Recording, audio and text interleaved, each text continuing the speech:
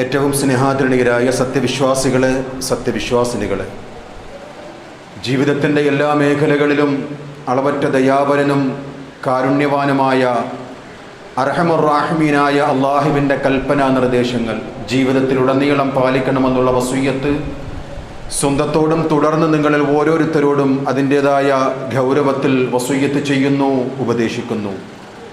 അത്തരം മുത്തഖീങ്ങളിൽ അല്ലാഹു റബ്ബുൽ ഇസ്സത്ത് നാം ഏവരെയും ഉൾപ്പെടുത്തുമാറാകട്ടെ. ലോകത്തിൻ്റെ അഷ്ടദിക്കുകളിൽ നിന്നും കഅബയെ ലക്ഷ്യം വെച്ചുകൊണ്ട് സത്യവിശ്വാസികൾ ഹജ്ജിനായി പുറപ്പെട്ടുകൊണ്ടിരിക്കുകയാണ്.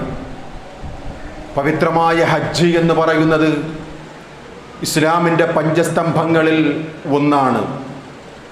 ബുനിയൽ ഇസ്ലാമു അലാ ഖംസിൻ, 5 തൂണുകളിൽ 5 സ്തംഭങ്ങളിൽ ഏറ്റവും പ്രധാനപ്പെട്ടതാണ് ഹജ്ജ് എന്ന് പറയുന്നത്.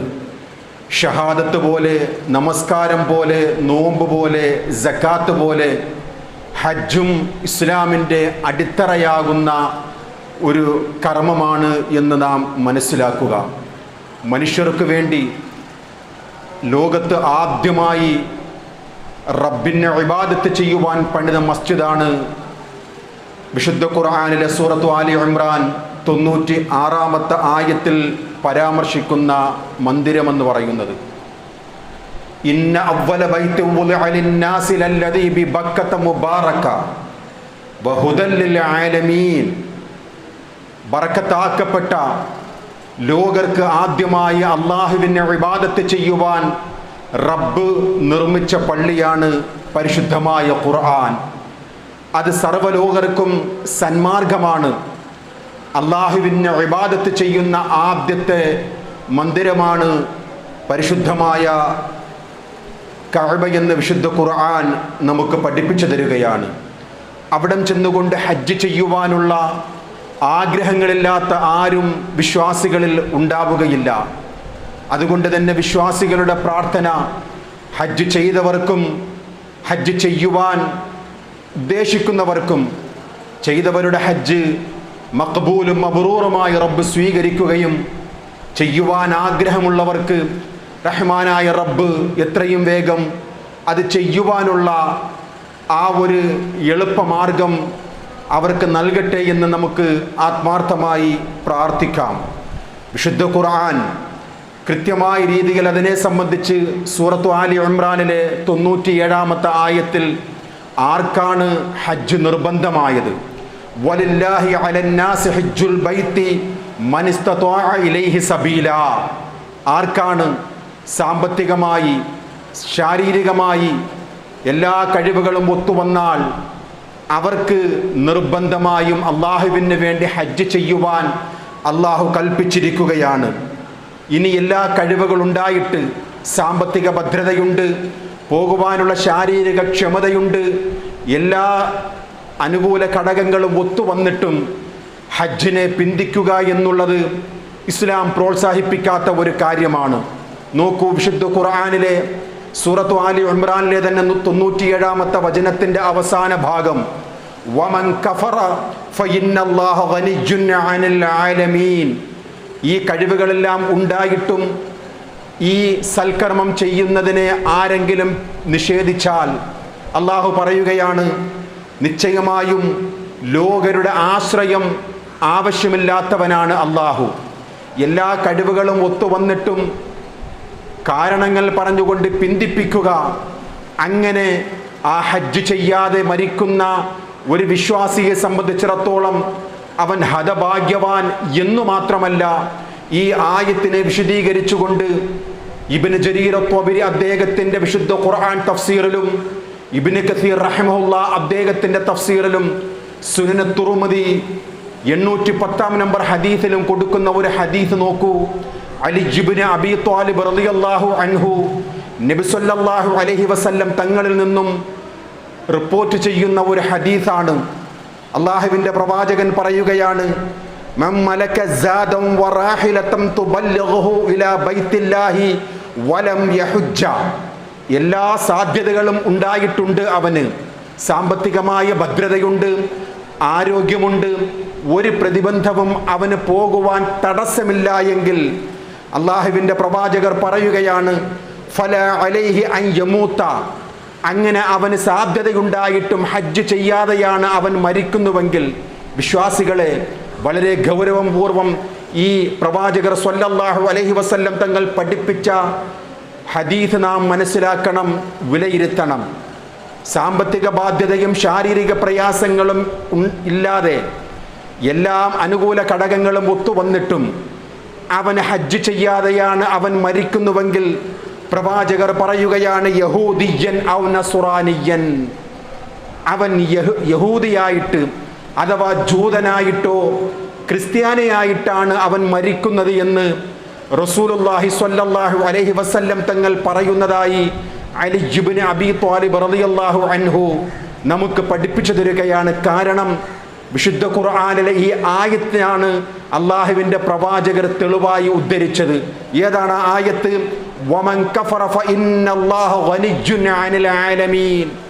എല്ലാ കഴിവുകളും ഉണ്ടായിട്ടും അതിനെ നിഷേധിച്ചുകൊണ്ട് അങ്ങനെ പോകുവാൻ സാധ്യമാകാതെ മരിക്കുന്നവർ അള്ളാഹുവിൻ്റെ പ്രവാചകർ പറയുന്ന ഈ വിപത്തിൽ പെടട്ടെ, അഥവാ യഹൂദിയായിട്ടോ നസ്രാനിയായിട്ടോ ആയിരിക്കും അവൻ മരിക്കുക എന്ന് റസൂലുള്ളാഹി സ്വല്ലല്ലാഹു അലൈഹി വസല്ലം തങ്ങൾ നമുക്ക് പഠിപ്പിച്ചു തരികയാണ്.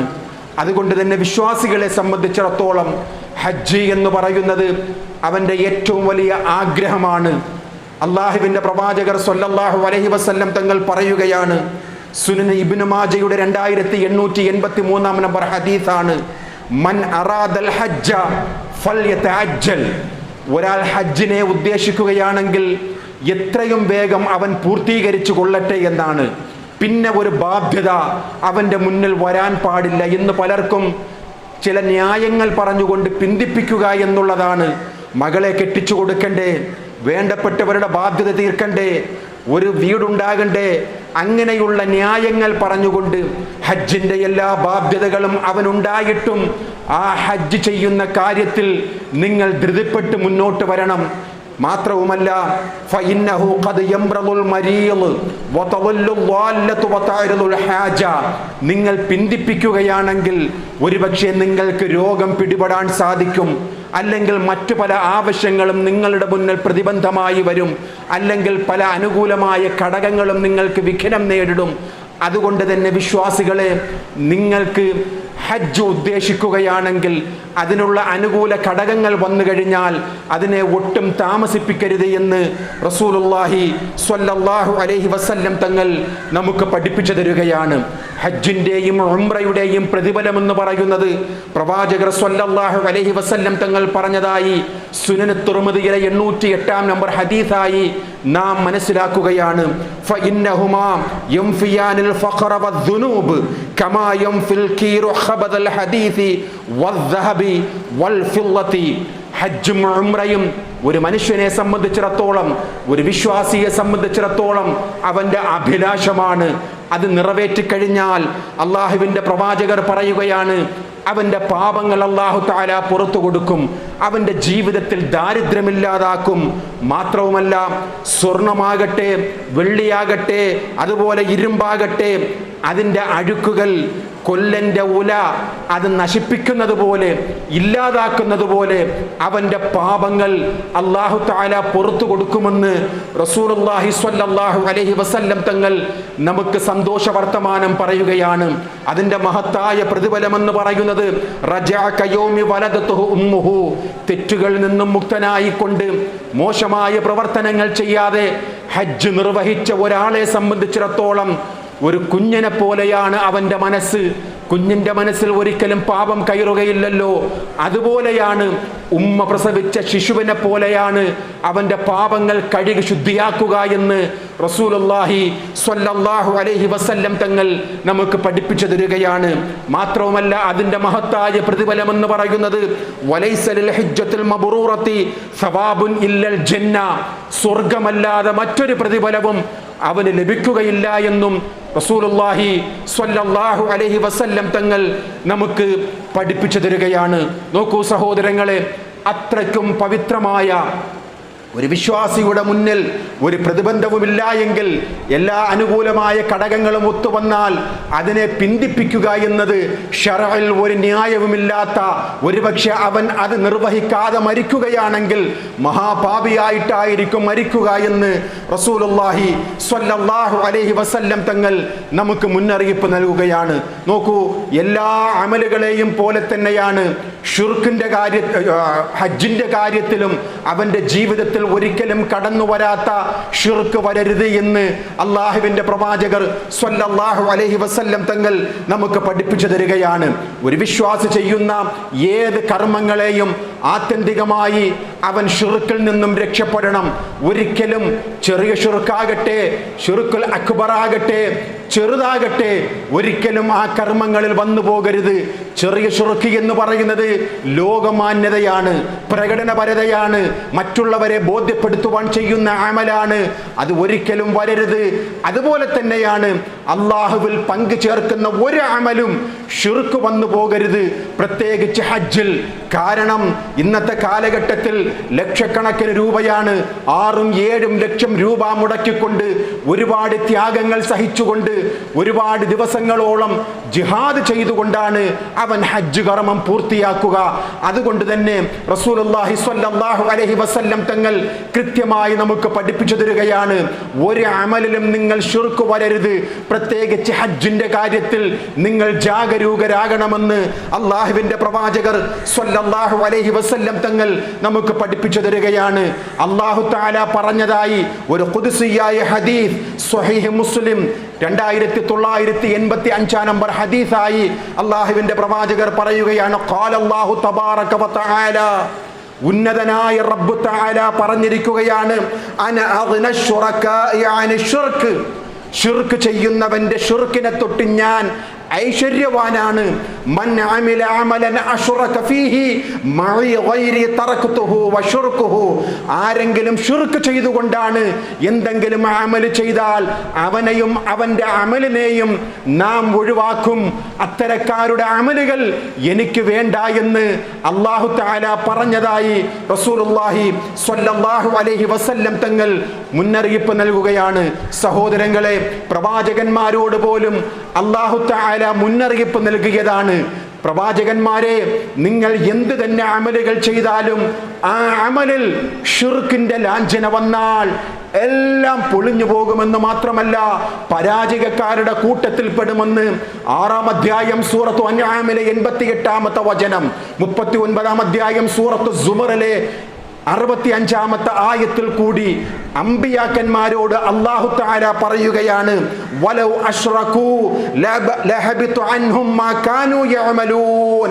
പ്രവാചകന്മാരെ, നിങ്ങളെങ്ങാനും ഷിർക്ക് ചെയ്താൽ എല്ലാ അമലുകളും പൊളിഞ്ഞു പോകും എന്ന് മാത്രമല്ല, പ്രവാചകനായ മുഹമ്മദുർ റസൂലുള്ളാഹി സ്വല്ലല്ലാഹു അലൈഹി വസല്ലം തങ്ങളെ വിളിച്ചുകൊണ്ട് അല്ലാഹു പ്രത്യേകിച്ച് പറയുകയാണ്, ലയൻ അശ്റക്ത ലയഹബതന്ന അമലുക വലതകൂനന്ന മിനൽ ഖാസിരീൻ. ആരോടാണ് ഈ കൽപ്പന സഹോദരങ്ങളെ? അമ്പിയാക്കന്മാരോടാണ്. അമ്പിയാക്കളിൽ നേതാവായ മുഹമ്മദ് മുസ്തഫ സ്വല്ലല്ലാഹു അലൈഹി വസല്ലം തങ്ങളോടാണ് ഈ ശാസന എന്ന് നാം മനസ്സിലാക്കണം.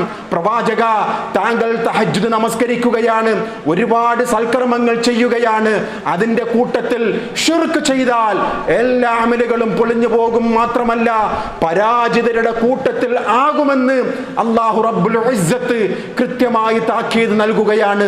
ഈ ആയത്തുകളെയൊക്കെ വിശദീകരിച്ചുകൊണ്ട് മുഫസ്സിരീങ്ങൾ രേഖപ്പെടുത്തുകയാണ്, ഇത് പ്രവാചകന്മാരോടുള്ള നേരിട്ടുള്ള കൽപ്പനയാണെങ്കിലും ഇതിന്റെ ഉദ്ദേശം പ്രവാചകർ സ്വല്ലല്ലാഹു അലൈഹി വസല്ലം തങ്ങളുടെ സമുദായത്തോടാണ് എന്ന്, റസൂലുള്ളാഹി സ്വല്ലല്ലാഹു അലൈഹി വസല്ലം തങ്ങളുടെ ഉമ്മത്തിനെ കുറിച്ചാണ് എന്ന് മുഫസ്സിരീങ്ങൾ രേഖപ്പെടുത്തുകയാണ്.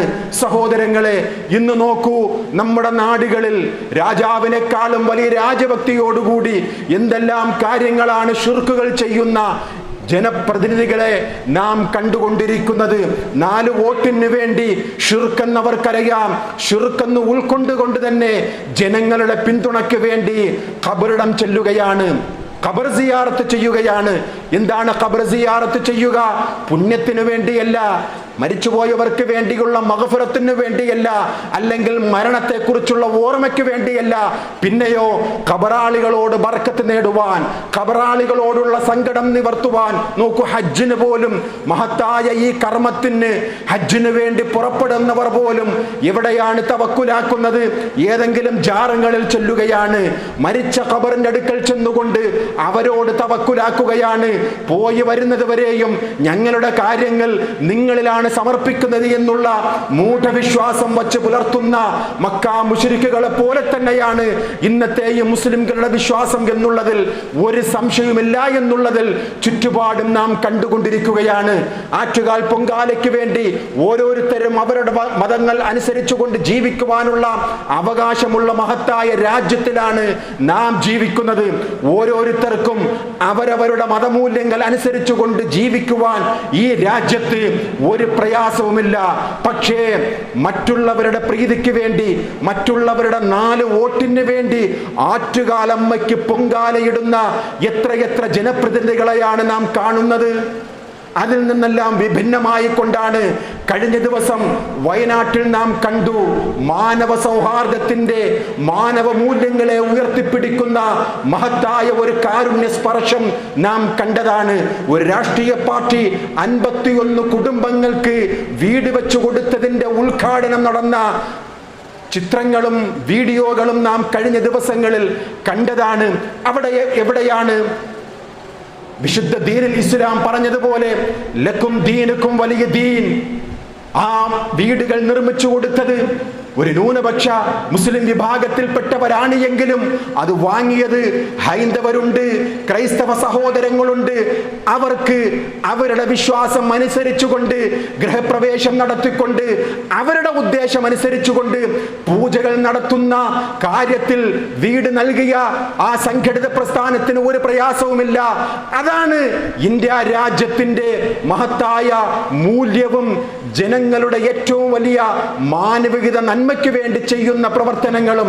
പക്ഷേ ഇന്ന് പല ജനപ്രതിനിധികളും ചില വോട്ടിന് വേണ്ടി അവരുടെ ആരാധനയങ്ങളിൽ പങ്കെടുത്തുകൊണ്ട് അവർക്ക് വേണ്ടി, അല്ലാഹു അല്ലാത്തവർക്ക് വേണ്ടി ഇബാദത്ത് ചെയ്യുന്നതിന് കൂട്ടുനിന്നുകൊണ്ട് ആ പ്രവർത്തനം തന്നെ ചെയ്യുന്ന വളരെ പ്രയാസകരമായിട്ടുള്ള സംഗതികളാണ് നാം കണ്ടുകൊണ്ടിരിക്കുന്നത്.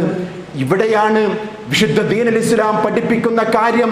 അള്ളാഹുവിന്റെ പ്രവാചകന്മാരോട് കൽപ്പിക്കുകയാണ്, നീ എത്ര തന്നെ അമലുകൾ ചെയ്താലും ശിർക്ക് നിന്റെ ജീവിതത്തിൽ വന്നാൽ എല്ലാ അമലുകളും പൊളിഞ്ഞു പോകുകയും പരലോകത്ത് നീ പരാജിതരുടെ കൂട്ടത്തിലാകുമെന്ന് അള്ളാഹുവിന്റെ വിശുദ്ധ കലാമിലെ ആയത്താണ് സഹോദരങ്ങളെ.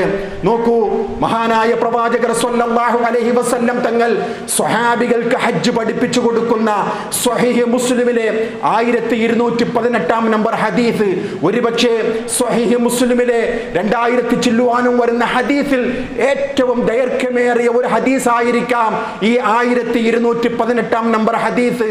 3 പേജോളം ദീർഘമായി വരുന്ന ഒരു ഹദീസിന്റെ കൂട്ടത്തിൽ തൗഹീദ് പഠിപ്പിച്ചു കൊടുക്കുകയാണ് അള്ളാഹുവിന്റെ പ്രവാചകർ. ഹജ്ജ് പഠിപ്പിച്ചു കൊടുക്കുകയാണ് അള്ളാഹുവിന്റെ പ്രവാചകർ. എന്താണ് സഫാ മർവ, എന്താണ് തൽബിയ്യത്ത്, എങ്ങനെയാണ് ഹജ്ജും ഉംറയും ചെയ്യേണ്ടത്, എന്തായിരുന്നു സത്യവിശ്വാസികളുടെ തൽബിയ്യത്ത് എന്നൊക്കെ പഠിപ്പിച്ചു കൊടുക്കുന്ന സ്വഹീഹ് മുസ്ലിമിലെ ദീർഘമായ ഹദീസിൽ അള്ളാഹുവിന്റെ പ്രവാചകർ സ്വല്ലല്ലാഹു അലൈഹി വസല്ലം തങ്ങൾ ഫഅഹല്ല ബിത്തൗഹീദ്, ഹജ്ജിനെ പഠിപ്പിച്ചു കൊടുക്കുന്ന ആ വേളയിലാണ് പ്രവാചകർ തൗഹീദ് പഠിപ്പിച്ചു കൊടുക്കുകയാണ്. ഹജ്ജിന്റെ വിളംബരം എന്ന് പറയുന്നത് അത് തൗഹീദാണ്.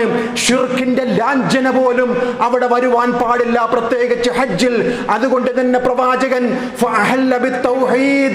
തൗഹീദിന്റെ വിളംബരം നടത്തുകയാണ്. എന്താണ് തൗഹീദിന്റെ വിളംബരം എന്ന് പറയുന്നത്? അത് തൽബിയ്യത്താണ്. ഇഹ്റാം കെട്ടിയതിന് ശേഷം അവന്റെ നാവിൽ നിന്നും ഉരുവിടേണ്ട ഏറ്റവും ഏറ്റവും മഹത്തരമായ ഒരു മന്ത്രമെന്ന് പറയുന്നത് ലബ്ബൈക് അല്ലാഹുമ്മ ലബ്ബൈക്. അല്ലാഹുവേ, നിന്റെ വിളിക്ക് ഉത്തരം നൽകുവാൻ ഞങ്ങൾ ഇതാ വന്നിരിക്കുകയാണ്. ലബ്ബൈക ലാ ശരീക ലക്. അല്ലാഹുവേ, നിനക്ക് ഒരു പങ്കാളിയുമില്ല. അല്ലാഹ് ലാ ഇലാഹ ഇല്ലല്ലാഹു വഹദ. നീ അല്ലാതെ ഒരു ആരാധ്യനുമില്ല, നീ ഏകനാണ്. ലാ ശരീക ലഹു ലഹുൽ മുൽക്ക് വലഹുൽ ഹംദ് വഹുവ അലാ കുല്ലി ഷൈഇൻ ഖദീർ. ലാ ഇലാഹ ഇല്ലല്ലാഹു വഹദ അൻജസ വഅദ വനസറ അബ്ദ വഹസമൽ അഹ്സാബ വഹദ. ശുദ്ധമായ തൗഹീദ് പഠിപ്പിച്ചു കൊടുക്കുകയാണ് അല്ലാഹുവിന്റെ പ്രവാചകർ സ്വല്ലല്ലാഹു അലൈഹി വസല്ലം. സ്വഹാബാക്കളെ, നിങ്ങൾ അറിയണം, നിങ്ങളുടെ രക്ഷിതാവ് അവൻ ഏകനാണ്. അവൻ നമ്മുടെ വാഗ്ദാനം നിറവേറ്റിയവനാണ്, അടിമയെ സഹായിച്ചവനാണ്. അവൻ ഏകനായി നിന്നുകൊണ്ട് സഖ്യകക്ഷികളെ പരാജയപ്പെടുത്തിയവനാണ്. വഹസമൽ അഹ്സാബ വഹദ. അവൻ ഏകനായിക്കൊണ്ട് സഖ്യകക്ഷികളെ 10,000-ഓളം വരുന്ന സഖ്യകക്ഷികളെ പരാജയപ്പെടുത്തുവാൻ കഴിവുള്ള റബ്ബിന്റെ ആ മാധുര്യം നിറഞ്ഞ തൗഹീദ് വിളംബരം ചെയ്യുന്ന ഹജ്ജിന്റെ മഹാത്മ്യത്തെ കുറിച്ച് പഠിപ്പിച്ചു കൊടുക്കുന്ന റസൂലുള്ളാഹി സ്വല്ലല്ലാഹു അലൈഹി വസല്ലം എല്ലാ ശിർക്കുകളെയും കുഴിച്ചു മൂടുകയാണ്. അല്ലാഹുവല്ലാത്ത എല്ലാ ശക്തികളെയും കുഴിച്ചു മൂടുകയാണ്. ജാറങ്ങളിലുള്ളവരിൽ നിന്നുള്ള പ്രതീക്ഷകൾ എല്ലാം കുഴിച്ചു മൂടിക്കൊണ്ട് ഏകനായ റബ്ബിനെ മാത്രം തവക്കുലാക്കിക്കൊണ്ട് അല്ലാഹുവേ, നിന്റെ വിളിക്കുത്തരം നൽകിക്കൊണ്ടിതാ ഞങ്ങൾ വന്നിരിക്കുകയാണ്. നിനക്ക് പങ്കാളികളായിട്ട് ആരുമില്ല റബ്ബേ എന്നുള്ള ശുദ്ധമായ തൗഹീദ് അല്ലാഹുവിന്റെ പ്രവാചകർ സ്വല്ലല്ലാഹു അലൈഹി വസല്ലം തങ്ങൾ പഠിപ്പിച്ചു കൊടുക്കുകയാണ്. ആരായിരുന്നു ആ സമൂഹം? ആ സമൂഹത്തിലുണ്ടായിരുന്ന തൽബിയത്തിന്റെ പരിചയം എന്താണ് വിശ്വാസികളെ? ഏത് തൽബിയത്ത് ചൊല്ലിയവരായിരുന്നു അവർ? അവരെ കൊണ്ടാണ് ശുദ്ധമായ തൗഹീദിന്റെ തൽബിയത്ത് അല്ലാഹുവിന്റെ പ്രവാചകർ ചൊല്ലിക്കുന്നത്. അതുവരെയും അവർക്ക് പരിചയമുള്ള തൽബിയത്ത് എന്തായിരുന്നു? സ്വഹീഹ് മുസ്ലിമിലെ 1182 നമ്പർ ഹദീസ് ഒന്ന് പരിശോധിക്കുക സഹോദരങ്ങളെ. അല്ലാഹുവിന്റെ പ്രവാചകർ ജീവിക്കുന്ന സമയത്ത് തന്നെ മുശ്രിക്കുകളുടെ നാവിൽ നിന്നും നിർഗളിച്ച തൽബിയത്ത് ഇമാം മുസ്ലിം റഹ്മഹുല്ലാഹ് വിശദീകരിക്കുകയാണ് തന്റെ സ്വഹീഹ് മുസ്ലിമിൽ. കാനൽ മുശ്രികൂന യഖൂലൂൻ. ഇബ്നു അബ്ബാസ് റളിയല്ലാഹു അൻഹുമാ മുശ്രിക്കീങ്ങളുടെ തൽബിയത്ത് എന്താണെന്ന് വിശദീകരിച്ചു തരികയാണ്. ലബ്ബൈക ലാ ശരീക ലക്. അബീ ജഹൽ പറഞ്ഞിരുന്ന തൽബിയത്താണ്. ഉത്ബത്തും ശൈബത്തും പറഞ്ഞിരുന്ന തൽബിയത്താണ്. ഇസ്ലാം സ്വീകരിക്കുന്നതിന് മുമ്പ് സ്വഹാബികൾ സ്വീകരിച്ചിരുന്ന തൽബിയത്താണ്. എന്താണ് ആ തൽബിയത്തിന്റെ അർത്ഥം? അല്ലാഹുവേ, നിന്റെ വിളിക്കുത്തരം നൽകുവാൻ ഞങ്ങൾ വന്നിരിക്കുകയാണ്. ഞങ്ങളിതാ നിന്റെ കഅബയെ തവാഫ് ചെയ്യുകയാണ്. നിന്റെ വിളിക്കുത്തരം നൽകിക്കൊണ്ടാണ് ഞങ്ങൾ തവാഫ് ചെയ്യുന്നത്. നിനക്ക് ഒരു പങ്കാളിയുമില്ല അല്ലാ, എല്ലാ കഴിവുകളും നിനക്കാണ് അല്ലാ എന്ന് അബീ ജഹൽ പ്രാർത്ഥിക്കുമ്പോൾ, തൽബിയത്ത് ചൊല്ലുമ്പോൾ ഫയഖൂലു റസൂലുള്ളാഹി സ്വല്ലല്ലാഹു അലൈഹി വസല്ലം, ഇത് കേൾക്കുന്ന അല്ലാഹുവിന്റെ പ്രവാചകർ പറയുകയാണ്, ഖദ് നിർത്തിക്കോ, ഇവിടെ മതി, ഇതിനപ്പുറം ഒന്നും ചൊല്ലരുത്. അല്ലാഹുവിന്റെ വിളിക്കുത്തരം നൽകിക്കൊണ്ട് അല്ലാഹുവല്ലാത്ത ഒരു ശക്തിയുമില്ല എന്ന് പറയുന്ന മുശ്രിക്കുകളെ, നിങ്ങൾക്ക് ഇത് മതി എന്ന് പറയുമ്പോൾ കൂട്ടാക്കുന്നില്ല. ഉത്ബത്തും ശൈബത്തും അബീ ജഹലും വീണ്ടും പറയുകയാണ് തൽബിയത്ത്. എന്താണ് ആ പറയുന്നത്? ഫയഖൂലൂൻ ഇല്ലാ ശരീകൻ ഹുവ ലക തംലികുഹു വമാ മലക. അല്ലാഹുവേ, നിന്റെ വിളിക്കുത്തരം നൽകിക്കൊണ്ട് ഞങ്ങളിതാ ഉംറ ചെയ്യുകയാണ്, ഞങ്ങളിതാ കഅബയെ തവാഫ് ചെയ്യുകയാണ്. നിനക്ക് ഒരു പങ്കാളിയുമില്ല, ഒരു പങ്കാളി ഒഴികെ. എന്താണ് ആ പങ്കാളിയുടെ പ്രത്യേകത? ആ പങ്കാളിക്ക് എന്തെല്ലാം കഴിവുകളുണ്ടോ ആ കഴിവുകൾ അല്ലാഹുവേ നീ കൊടുത്തതാണ്. നീ കൊടുത്ത കഴിവുകളില്ലാതെ ഒരു കഴിവും ഈ പങ്കാളികൾക്കില്ല. ലാത്തക്കില്ല, ഉസ്സക്കില്ല, മനാത്തക്കില്ല, ഇബ്രാഹിം നബിക്കില്ല, ഇസ്മായിൽ നബിക്കില്ല. ഞങ്ങളുടെ ജീവിതത്തിൽ പ്രയാസങ്ങൾ വരുമ്പോൾ ഇടയാളന്മാരാക്കി സ്വീകരിച്ചിരിക്കുന്ന നിന്നിലേക്ക് അടുക്കുവാനായി ഞങ്ങൾ മധ്യവർത്തികളായി സ്വീകരിച്ചിരിക്കുന്ന ഇത്തരം മഹാന്മാർക്ക് സ്വന്തമായ ഒരു കഴിവുകളുമില്ല അല്ലാ. നീ കൊടുത്ത കഴിവുകൾ കൊണ്ടാണ് ഞങ്ങൾ ഇവരോട് പ്രാർത്ഥിക്കുന്നത്, ഞങ്ങൾ ഇവരോട് സഹായം തേടുന്നത്, ഞങ്ങൾ ഇവർക്ക് നേർച്ചകൾ കൊടുക്കുന്നത് എന്ന് പറയുന്ന മുശ്രിക്കീങ്ങളുടെ തൽബിയത്താണ് പരിചയമുണ്ടായിരുന്ന പ്രവാചകൻ.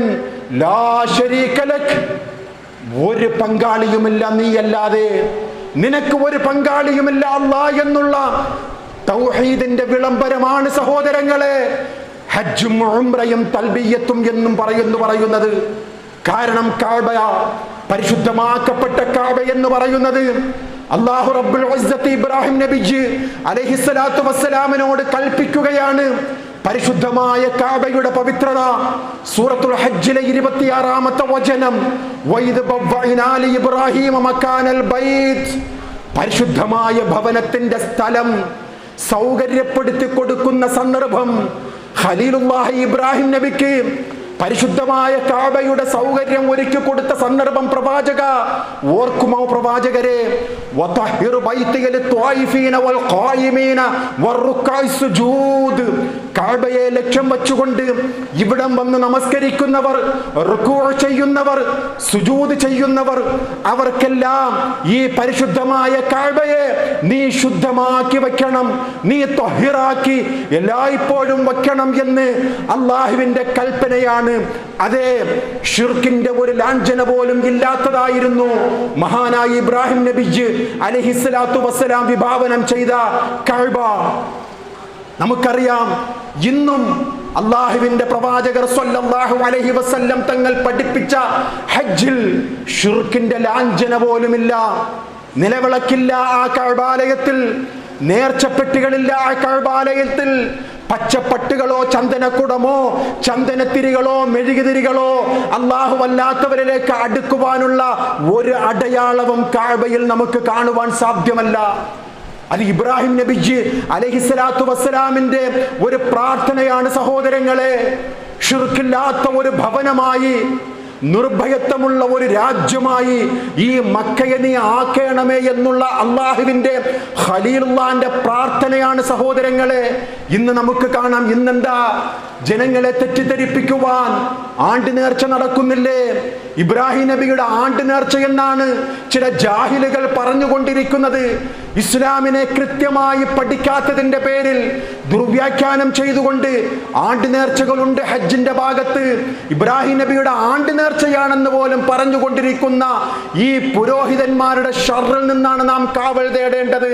ഹജ്ജിന്റെ 5-6 ദിവസങ്ങളിലായി നടക്കുന്ന സ്മരണകൾ, സഫ, മർവ, സഅയ്, തവാഫ്, അങ്ങനെ എത്രയെത്ര ഇബാദത്തുകളാണ് അവിടെ ഹജ്ജിൽ ഉൾപ്പെട്ടിട്ടുള്ളത്.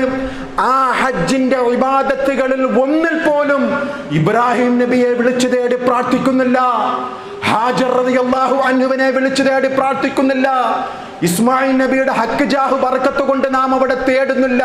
പൂർണ്ണമായും തൗഹീദ് ഉൾക്കൊണ്ട പവിത്രമായ ഒരു ഇബാദത്താണ് ഹജ്ജ് എന്ന് പറയുന്നത്. അവിടെ എന്തെല്ലാം കാണിച്ചു കൂട്ടിക്കൊണ്ടിരിക്കുകയാണ് ഓരോ വിശ്വാസികളും. ഹജറുൽ അസ്വദിനെ പോലും മഹത്വപ്പെടുത്തിക്കൊണ്ട്, മഹത്വമാണ് ഹജറുൽ അസ്വദ്, പക്ഷേ ആ ഹജറുൽ അസ്വദിന് എന്തൊക്കെയോ ഗുണമുണ്ട്, അതിൽ നിന്ന് എന്തൊക്കെയോ പ്രതിഫലം ലഭിക്കും, അതിന് ദോഷം ചെയ്യുവാൻ സാധിക്കും, അതിന് ഗുണം നൽകുവാൻ സാധിക്കും എന്നുള്ള വിശ്വാസത്തിൽ ഇന്നും ഹജ്ജ് ചെയ്യുന്ന എത്രയോ ആൾക്കാർ വളരെ പാടുപെട്ട് ഒരുപാട് ത്യാഗം സഹിച്ചുകൊണ്ട് അതിനെ ഒന്ന് മുത്തുവാനായി പരിശ്രമിക്കുന്നത് നാം നേരിട്ടും അല്ലാതെയും കണ്ടുകൊണ്ടിരിക്കുകയാണ്. ഇവിടെയാണ് മഹാനായ ഉമർ ഇബ്നുൽ ഖത്താബ് റളിയല്ലാഹു അൻഹു ഹജറുൽ അസ്വദ് മുത്തുവാൻ വേണ്ടി പോയപ്പോൾ ചുറ്റുപാടുമുള്ള സ്വഹാബികൾക്ക് പഠിപ്പിച്ചു കൊടുക്കുകയാണ്. അല്ലാഹുവിന്റെ പ്രവാചകരിൽ നിന്നും കണ്ട ഉമർ റളിയല്ലാഹു തആല അൻഹു സ്വഹാബികൾക്ക് പഠിപ്പിച്ചു കൊടുക്കുകയാണ്, വല്ലാഹി ലഖദ് അലിംതു, എനിക്ക് അറിയാം, കല്ലേ നീ വെറും ഒരു കല്ലാണ്, അന്നക ഹജറുൻ വഅന്നക ലാ തളറു വലാ തൻഫഉ.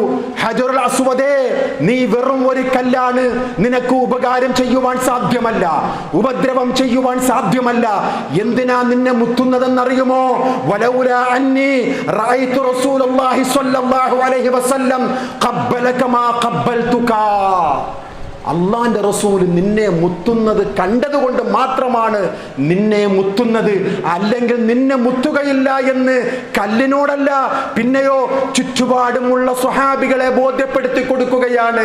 ബർക്കത്ത് പ്രതീക്ഷിച്ചുകൊണ്ട് കല്ലിനെ മുത്തുന്നവരെ, ഉപകാര ഉപദ്രവങ്ങൾ തേടിക്കൊണ്ട് കല്ലിനെ മുത്തുന്നവരെ, നിങ്ങൾ അറിയണം അള്ളാന്റെ റസൂൽ ഈ കല്ലിനെ മുത്തിയത് കൊണ്ടെന്ന് മാത്രമാണ് ഞാനും മുത്തുന്നത് എന്ന് ഉമർ റളിയല്ലാഹു തആല അൻഹു പഠിപ്പിച്ചു കൊടുക്കുകയാണ്.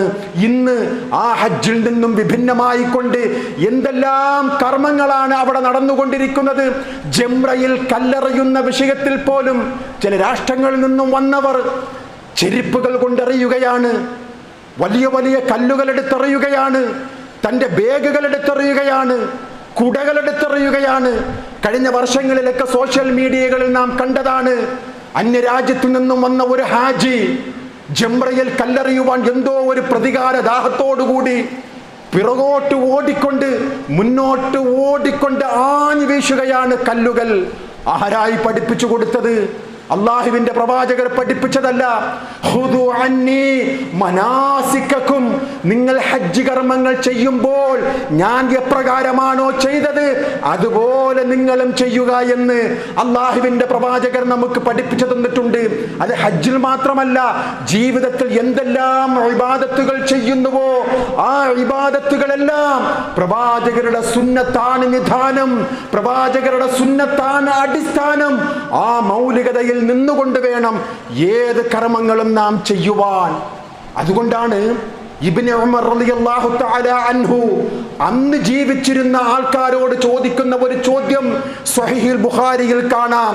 അലൈസ ഹസ്ബുക്കും സുന്നത്ത റസൂലുള്ളാഹി സ്വല്ലല്ലാഹു അലൈഹി വസല്ലം. ഏ ജനങ്ങളെ, അല്ലാഹുവിന്റെ റസൂലിന്റെ സുന്നത്ത് പോരെ നിങ്ങൾക്ക്? നിങ്ങൾക്ക് അല്ലാഹുവിന്റെ റസൂലിന്റെ സുന്നത്ത് പോരെ?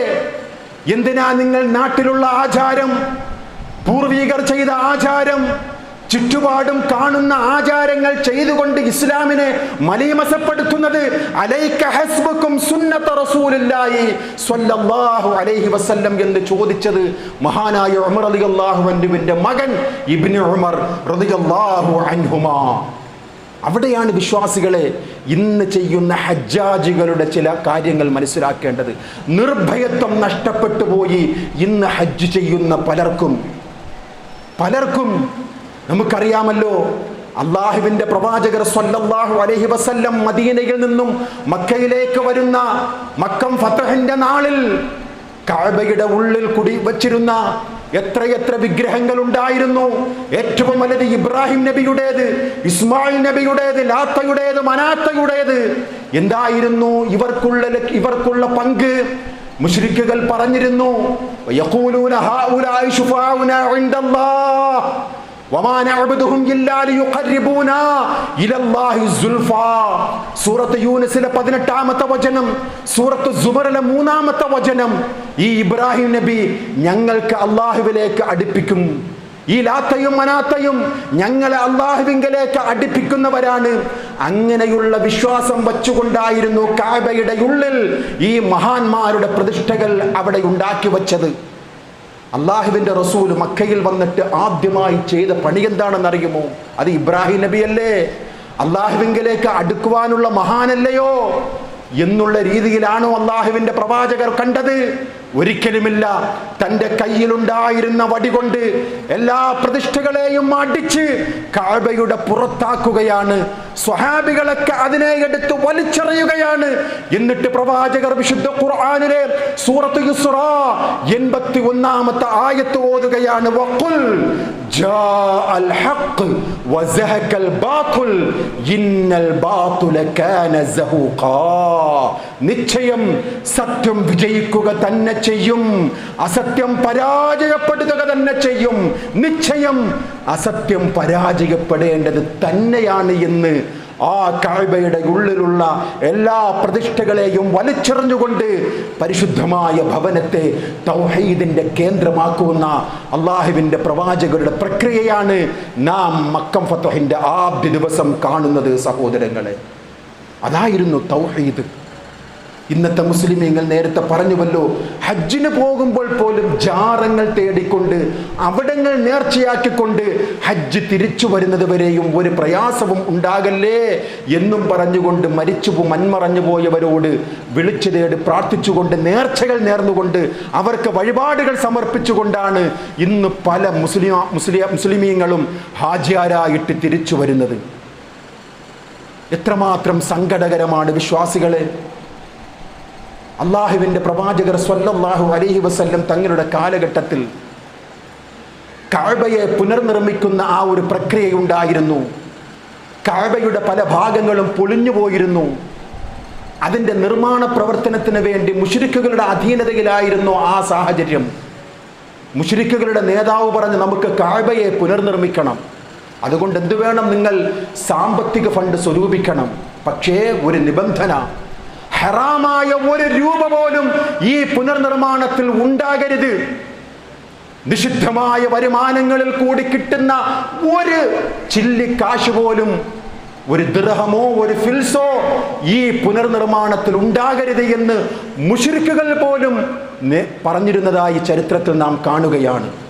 അങ്ങനെ അനുവദനീയമായ അധ്വാനത്തിൽ നിന്നും ഉൾക്കൊണ്ട ഫണ്ട് കൊണ്ട് മാത്രം അവർ കഅബയെ പുനർനിർമ്മിക്കുകയും അവസാനം സമ്പത്ത് മതിയാകാതെ വന്നപ്പോൾ ഇനിയും പണിയുണ്ട്, പക്ഷെ ഹലാലായ വരുമാനമില്ല എന്ന് കണ്ടപ്പോൾ ആ ബാക്കി ഭാഗം ഒഴിവാക്കുകയും ചെയ്തത് ചരിത്രമാണ് സഹോദരങ്ങളെ.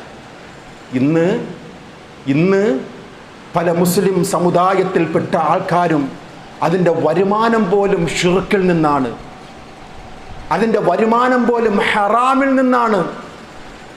ഇത് നമ്മൾ പറയാതെ പിന്നെ ആരാ പറയുക? അതിൽ നിന്നാണ് സഖാഫിമാർക്കും മഹസനിമാർക്കും ദാരിമിമാർക്കും ശമ്പളങ്ങൾ കൊടുക്കുന്നത് പോലും. മദ്രസയുടെ വിദ്യാർത്ഥികൾക്ക് ഖുർആൻ പഠിപ്പിക്കുന്ന ആ ഒരു പ്രയത്നത്തിന് പോലും മുസ്ലിയാക്കന്മാർക്ക് ശമ്പളം കൊടുക്കുന്നത് ഈ ഹറാമായ വരുമാനത്തിൽ നിന്നാണെന്ന് പറയുമ്പോൾ വിശ്വാസികളെ അതിൻ്റെ ഗൗരവം എത്രമാത്രം ഉണ്ട് എന്ന് നാം മനസ്സിലാക്കണം. ഇന്ന് ഓരോ നാടും, ഞങ്ങളുടെ നാട്ടിൽ 59 സഖാഫികളാണ്, ഞങ്ങളുടെ മഹല്ലിൽ ഇത്ര പണ്ഡിതധാരികളാണ്, ഞങ്ങളുടെ നാട്ടിലാണ് ഇത്രയും പണ്ഡിതന്മാരുള്ളത് എന്ന് പറഞ്ഞുകൊണ്ട് അഭിമാനത്തോടുകൂടി പറയുമ്പോൾ എന്ത് പ്രയോജനമാണ് ഈ പണ്ഡിതന്മാരെ കൊണ്ട്? ഷിർക്കിനെ ഇവർക്ക് നിർമാർജനം ചെയ്യുവാൻ സാധിക്കുന്നുവോ? അവർ തന്നെ അംഗീകരിക്കുന്ന ബിദ്അത്തിനെതിരെ ഒരു വാക്കുരിയാടുവാൻ അവരെ കൊണ്ട് സാധിക്കുന്നുവോ? സാധിക്കുന്നു സഹോദരങ്ങൾ, മൗനം പാലിക്കുകയാണ്. ഇന്നല്ലദീന യക്തുമൂന മാ അൻസൽനാ മിനൽ ബയ്യിനാതി വൽ ഹുദാ മിൻ ബഅദി മാ ബയ്യനാഹു ലിന്നാസി ഫിൽ കിതാബ്. അല്ലാഹുവിൻ്റെ ഗ്രന്ഥത്തിൽ നിന്നും അല്ലാഹ് പഠിപ്പിച്ച ഒരു ഇൽമിനെ മറച്ചു വെക്കുകയാണ് ഭൗതിക താല്പര്യത്തിന് വേണ്ടി. അത്തരക്കാർക്ക് ഉലൈക യൽഅനുഹുമുല്ലാഹ്, അല്ലാഹുവിൻ്റെ ശാപം അവർക്കുണ്ട്. അല്ലാഹു കാത്തുരക്ഷിക്കുമാറാകട്ടെ.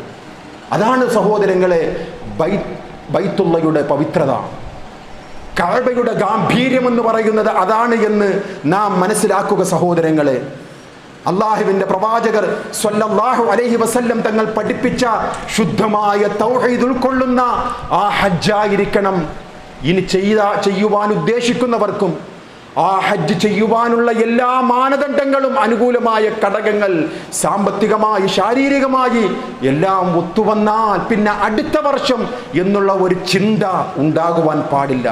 എത്രയും വേഗം അടുത്ത വർഷത്തിന് മുമ്പ് നമ്മൾ മരിച്ചു കഴിഞ്ഞാൽ, നാം ആമുഖത്തിൽ സൂചിപ്പിച്ചു, യഹൂദിയായിട്ടോ നസ്രാനിയാകട്ടോ അവൻ മരിച്ചു പോകുമെന്ന് റസൂലുള്ളാഹി സ്വല്ലല്ലാഹു അലൈഹി വസല്ലം തങ്ങൾ നമുക്ക് പഠിപ്പിച്ചു തരികയാണ്.